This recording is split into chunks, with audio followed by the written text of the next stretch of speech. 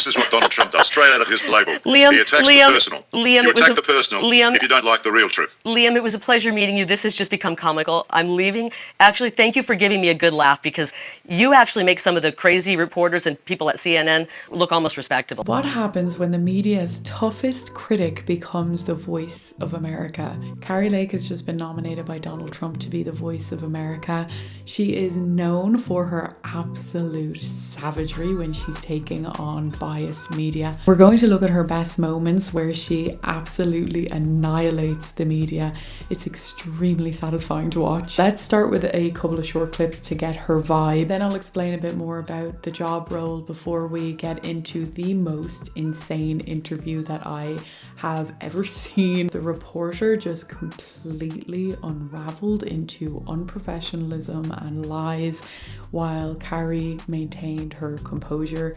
But let's just get into this. Hey, nice to see you. Count off and CNN. You don't have a mask on anymore. What's going we're on? outside. Do you have a minute to chat? Well, we're 6 feet apart. Do you have a minute to chat? I'll do an interview. Okay. As long as it airs on CNN Plus. Oh. Does that still exist? Yeah. I didn't think so, because the people don't like what you guys are peddling, which is propaganda. Thank you. That is mental. Do you think Joe Biden is the current president? Well, he's obviously sitting in the White House. Do you think he's the president? I'm asking you, but I'm just wondering, do you think that if the 2020 election was stolen, is Joe Biden the president? Do you think the election was stolen? I have no comment. Do you think that Joe Biden garnered 81 million votes? Do you think the elections were fair? The problem is that the American people don't have all the answers because the media is part of the problem. The media is not reporting it. The media's never reported our forensic audit fairly. They're not reporting what's happening in Georgia. They're not reporting on these ballot traffickers that are being paid to drop off ballots. Media is doing a huge disservice to this country. And the people aren't getting the full story. But eventually I do think they will. And the media, whose numbers are dropping like a rock, are going to continue to drop. And pretty soon nobody will be watching. ABC News, CNN, MSNBC spent more than 3 years lying to the American people, saying that Russia colluded with Donald J. Trump to steal an election in 2016. And they knew that was false. They knew they were peddling lies, and they did nothing to stop it. It was a complete hoax, and it was a lie. And now they're doing the opposite. We have evidence of corruption in our election, and they refuse to cover it. They refuse to be honest with the people of this country. It is disgusting what the media has done. And I think their days are numbered when it comes to surviving all of this. The business, when you're lying to the people and you're in media, that's a bad business model. She called the fact that the media was a dying business because of the way that they were acting. And look at where we are now. Her experience in journalism really, really shows here. And she is just taking no prisoners. And she clearly feels very strongly about the fact that the media should be unbiased. The fact that they've completely lost sight of any kind of principles or proper conduct around journalism. So now let's get into the big one. This interview was with an Australian reporter. By the end of it, it just has descended into terror. So let's have a look. Yeah. Did you hear that, Liam? We've got about 15 minutes. Okay. All right. Well, let's get started. Thanks for doing this for us, Kari. Really appreciate it. My pleasure. Good to be here. So, Kari, thanks very much for joining us. I really appreciate your time today. Donald Trump thinks you should be governor of Arizona. That's great. I think I should too. It's a strange way to open it, no? I'm really honored to have his endorsement. It's the most powerful endorsement in all of politics, without a doubt. And it's more of the movement that he created, the America First movement. We saw so much what was happening before President Trump came on the scene, where our political elite sold us out to China. They sold our manufacturing out. They sold our businesses out. And they sold our working class out. With President Trump, we saw a resurgence of America, of America's power in the world. Our economy grew. Our families were healthier and happier because we had more money in our pockets. Well, what's the appeal? What's the personal appeal of Donald Trump for smart people like you? Well, I just told you what the appeal is. His America First movement. His America First movement, putting America first, bringing our jobs But the personal appeal. I mean, do you see him as a specific figure? Does he sort of radiate power to you? Is that the appeal? Firstly, it's just so weird. It's this like obsession with Trump that often occurs where they can't seem to talk about anything else but Trump. Like, just talk to her about herself and her own views and what she's up to. The appeal for President Trump for Americans is that he cared about America. He gave up so much to run for president. He didn't have to do that. He had a comfortable life. But he saw that we were being led astray by political leaders that really didn't have our best interest at heart. The most amazing thing he did was he made political promises that everyone said, oh, there's no way he can do that. And sure enough, right away, he got busy. And he showed America that you can get results fast. You know, we had been led to believe with our political leaders before President Trump, it took 10, 20 years for them to accomplish anything. President Trump comes on the scene and immediately starts, checking through his list, his to-do list of what he wanted to do for America. And he did this while he was being unfairly attacked by the media. The swamp was coming after him, yet he got so much done in 1 year. Now, I bet he's not going to follow that up by saying, well, what did he do? Because he doesn't want to know. He doesn't want to know what good things Trump did. He's probably going to now redirect to something, a more negative focus. So I remember, I was told that Trump is a sexist, racist, homophobic, etc., that he's, going to blow the world up and start wars and all this. And I was like, okay, this sounds like a terrible person. Of course I don't like him. What he actually ended up doing was showing politicians for what they really were. There's always been this kind of politicians are corrupt, right? The average person would probably agree. They'd be like, yeah, politicians, they're generally corrupt. They don't really do much good for people. There's a lot of corruption in the government. Most people agree on those things, but the difference is that before Trump, you kind of just accepted that that's the way it is. There's nothing we can do about it. There's nothing we can change about it. And everyone said, oh, he's going to be the guy that starts wars. No, he ended wars. He's going to be the guy that destroys this country. He brought this country back. So that's the appeal. I also think he's a great person. I've gotten to know him, and he's a wonderful man. To be a Trump supporter, as you are, do you have to believe in the big lie that the election was stolen? Is that a prerequisite? It's almost comical the way the media is portraying what happened in our election. You're, thousands of miles away. You really have no idea what happened in our election. The media's been pushing this narrative, calling it the big lie. The big lie is what the media has been peddling. We had a forensic audit here. All right, well, make me believe. Make me believe. Oh, hopefully give me hard evidence. Give me real evidence. For me, with the 2020 election, I look at it in a very black and white way, which is I don't really have an opinion on whether or not fraud took place because there is no way to prove it either way. He's actually not realizing that he's touching on an important point there by talking about hard evidence. Because the way that the election was set up, it wasn't done properly. There was the ability for fraud to take place. And an election should not be set up in that way. Because of the pandemic, they changed regulations for voting. You were allowed to mail in ballots, but you didn't have to give your ID. There were loads of situations like that where they kind of were very lenient on regulations, which left loopholes. The problem is that the election was allowed to be structured in a way that people could commit fraud.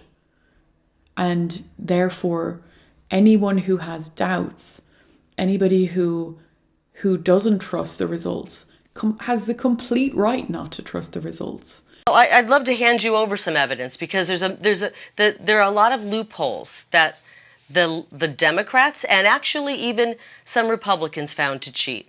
They didn't want Donald Trump to win. And we just, in Maricopa County, officials violated Arizona statutes. They did not have the required chain of custody for at least 740,000 ballots. More than 1 million election-related files were deleted the day before they were to be handed over to our forensic audit investigators. I can continue reading. Now, if you're an unbiased reporter and you hear that, you'd at least want to know a bit more. You wouldn't just dismiss that information. And that's the part where the media shows how biased they are, because they don't want to follow up on that. They just want to dismiss it. Propaganda, the big lie. The big lie is what the media has been pushing for many, many years. It's the media's fault. So the media are corrupt. No, the election officials are corrupt. The courts are all corrupt. Everybody's corrupt. No, Liam, I'm asking you to do some research. To do some research on what's happening. As a journalist, you should. To sit there in Australia and tell the people of your country that we have a big lie and that everyone's making this up. This is corruption at the highest levels of our government to allow our votes to be perverted this way and stolen. And for you to sit there Kari, and not do your research and not be a true journalist. The people who have such a hard time wrapping their mind around the idea that there's corruption within the government, within politics, etc., within the media, it's not that hard a concept to understand that there is money, firstly, involved in all of these scenarios, and that people can be corrupted by money. There's also the fact that, like, time and time again over the years, we have had literal proof, like it has come out that people have lied about things, that there has been corruption. It's come out about pharmaceutical companies, it's come out about politicians, etc. And yet somehow they forget all of that stuff and say, oh my gosh, you're so paranoid thinking that there's corruption. Oh yeah, everyone's corrupt. It's like, well, how can you not understand how that could happen, Do you think it's okay that more than 700,000 ballots had no chain of custody? We've got rules. They didn't follow them. Our voter rolls are a mess. We've got people who moved 10 years ago and the ballot is still going to that home under their name. We've got problems in our election, and the great people of this country, the great people of this state of Arizona, just want to know that our elections are fair. See, that's exactly the point. And the fact that he's not interested in that point, and that he will probably ignore that point, is so wrong. It tells you everything. Because if you were unbiased, you would at least say, fair enough. There are flaws in this that create unnecessary doubt in a system where there should be no doubt. So it says it all that he doesn't want to talk about that. And it's a shame that this kind of division between the two political sides ends up creating these situations where someone will be resisting something that's actually for the better of both people. They want to know. I'm not saying. They want to know. Pardon me. I'm not done. System. They want to know that our elections are honest. They want to know that we get one legal vote per legal voter, and that vote is counted. And it's a mess right now. In terms of the race, your own personal race, do you think you can win? I do believe I can win, and here's why. I think we are aware of how the cheating happens, so we're going to be much more aware of not allowing them to stop counting in the middle of the night, not allowing them to keep people out, poll watchers out. We are very in tune to some of the ways they cheated. And we're also going to show up in droves, and we're going to vote. And we're going to vote America First candidates in that will vow to make sure that we have a clean election, not an election that goes on for 45 days. We're going to call it Election Day, not election month and a half. And we're going to make sure that ballots are not going out to every home where people have moved or died. So even though you think the system at the moment stinks, it's corrupt, as you say, you're still willing to be part of it, to try to be governor. It's such a ridiculous statement. I mean, Again, he doesn't want to focus on the actual important points there. He just wants to try and argue with her and win, basically. Like, of course she's willing to participate in it. If she didn't, you'd be calling her an authoritarian dictator. So, there's no winning with these people. Words. What we saw happening in Australia, where you have internment camps and people are being forced, if they've encountered anybody with COVID, to be locked into a quarantine camp, is the most horrifying thing I think I've ever seen a government do. That I completely agree with. Like, Australia during the pandemic was absolutely dystopian. What was happening here in Europe was frightening and shocking, but Australia was a whole other level. I've visited Australia many times and I love it. They are doing something right there. It is an amazing country in many ways, but the way that they handled COVID was really frightening. It's frightening. And if you can't see that, I feel sorry for you. All right, this is Would our it last. have been better? This is our last question, Liam. We have to run, but thank you for your time. Would it have been better on the 6th of January if the military had been involved? Why do you keep asking me about the 6th of January? Do you understand? Because it was a how our watershed government moment, works, surely. sir? It was a watershed moment for you. Don't you agree? For people to storm your national building in that way, 1,000 assaults, 769 people charged. Liam, you don't think that was a big event? Liam, you can keep asking the same questions, and I've already given you my answer. I do appreciate your time. I appreciate all the effort you went through to do the interview, and I thank you so much for your time. You've asked the question three times, and I believe I've answered it. So thank you so much for your time. Appreciate it. Just answer me this one question. Thank you. One more question, Kari. Well, no, I've already told you we're done. Thank you so much. Well, just... Thanks, guys. Appreciate it. Thank you, guys. So when the going gets tough, the tough get going. I gave you 15 minutes. We promised you 15 minutes, sir. Well, no, you promised us 30 minutes, actually, yesterday. Well, I never promised 30 minutes. I told my staff 15. Really? I don't think that's true. You don't think that's true? When we came in, No, we I said don't we think have that's 15 true. minutes. I've got it on tape, sir. I don't think that's true. I have it on tape. Did we say that on tape? Yes, sir. Thank you. I'm sorry that you asked the same question 3 times and wasted your time with the same question. I'm sorry you couldn't bring yourself to actually see the world in a different light. Well, are you a journalist or unbiased journalist or not? But Why are you trying to tell me how I should see the world? You're a journalist. no, you don't get any. You're you a don't get any more journalist. questions to me. You've cut me off. You don't get any Well, questions to me. you're a journalist, sir. You should. He's become so petty and so stroppy, so unprofessional and so rude. And he's wrong as well because she did say 15 minutes. Have a look. Did you hear that, Liam? We've got about Sorry, Kari. 15 minutes. Okay. All right. Well, let's get started. Sir, you should be unbiased. You shouldn't be telling me how to see the world. Yes. Oh, Exactly. really? Why are you trying to tell me as a journalist how to see the world? I don't understand that. It's not a journalist's job to tell me how to see the world.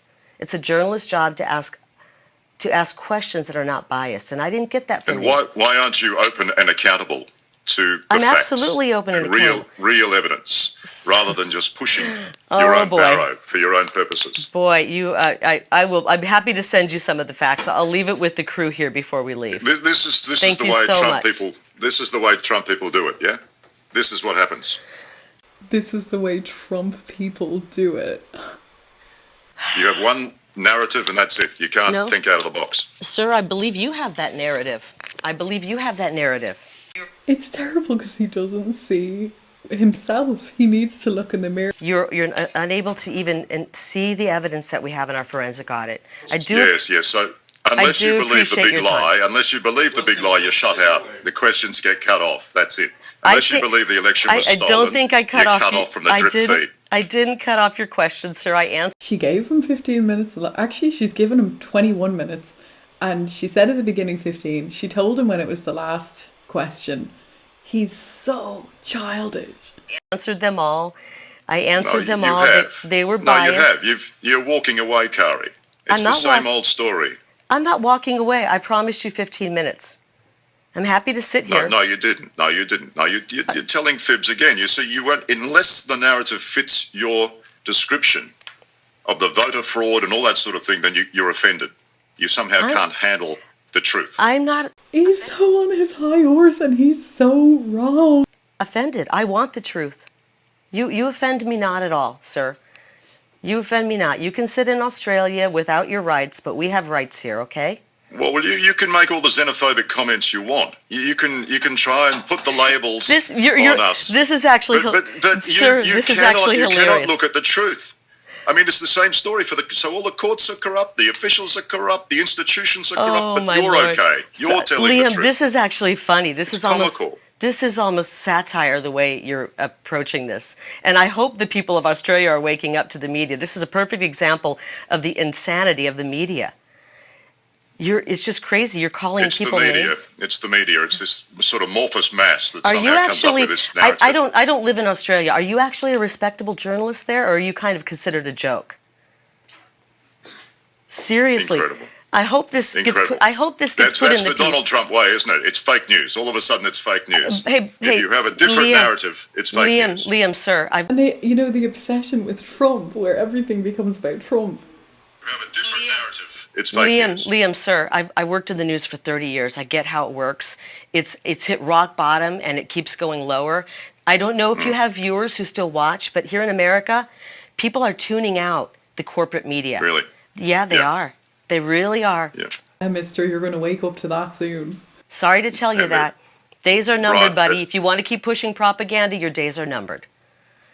And I We're don't know. pushing propaganda. Oh That's my rich. gosh! If you can't see it, sir, then you're even more brainwashed than you could imagine. And I feel for the people of Australia. They're being abused by their leaders. They have no rights, and their media is continuing to try to brainwash them. You were probably one of the guys pushing the fear with COVID so that people would stay in their homes and wouldn't go out, and that the children would be masked. You were probably one of the guys pushing that fear on your TV station. And I'll tell you what, the masking of children and the torture of the people are never going to forgive you for that, and they're never going to forget. So I suppose you're the kind of guy that masks your children, right? Well, I suppose you're the sort of woman who also believes the moon landing was a conspiracy. I mean, how many institutions do you want to tear down in this? Oh, my goodness. So are you masking your children? Is that your way of not answering? Are you masking your children, your beautiful children's faces? See, this is what Donald Trump does, doesn't he? This is what Donald Trump does, straight out of his playbook. Liam, he attacks the personal. Liam, you attack the personal if you don't like the real truth. Liam, it was a pleasure meeting you. This has just become comical. I'm leaving. Actually, thank you for giving me a good laugh, because you actually make some of the crazy reporters and people at CNN look almost respectable. So thank you, sir. Appreciate your time. Thank you, Kari. It's been a pleasure. That guy's a complete nut. Seriously, a complete insane person. Do people in Australia listen to him? That's the craziest thing I've ever experienced. Thanks, guys. Appreciate your time, guys. He embarrassed himself so badly there. That was so embarrassing, and it has not aged well either, because the things she said ended up being correct. Like, the legacy media has crashed and burned since then. And he was so on his high horse. And she maintained her composure so well. Her voice never, it never changes. She just stays calm. She just talks in such a calm manner.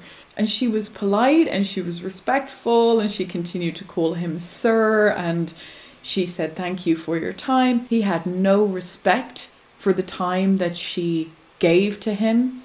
She's probably a very busy woman. No respect. And then when she gave him more time than she had even initially said she would, he was completely disrespectful and just said he deserved more. It was so rude. And all it did was make himself look bad and her look great. Shocking. That is just mental. I do have another few little clips of her, like amazing moments in the media. And if you'd like to see them, Let me know in the comments. I don't know if people would be interested to see more of her, but honestly, like, she has some amazing moments in terms of just like tearing down the media. They're very satisfying to watch. So let me know if you do.